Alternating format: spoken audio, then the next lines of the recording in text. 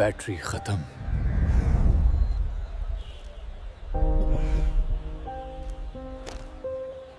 निकम्मे, सारा दिन ख्वाब देखते रहते हो, ना पढ़ाई, ना नौकरी, ना अकल। आज के बाद मेरे घर में तुम्हारी कोई जगह नहीं। बेटा, कहाँ जाओगे? दुनिया बहुत जालिम है, वापस आ जाओ। अम्मी, आज अगर मैं रुका तो सारी जिंदगी रोता रहूंगा। अम्मी की दुआ, अपनी बेइज्जती, अब्बा के ताने, ये सब मुझे उठाएंगे।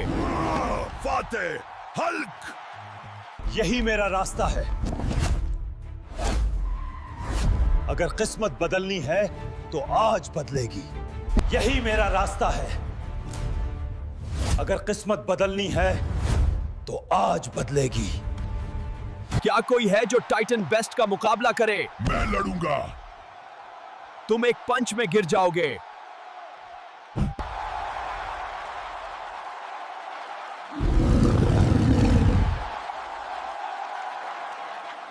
अब्बा, ये पैसा रख लो। अब आपको किसी के आगे हाथ नहीं फैलाना पड़ेगा। आपका बेटा हार मानने वाला नहीं था।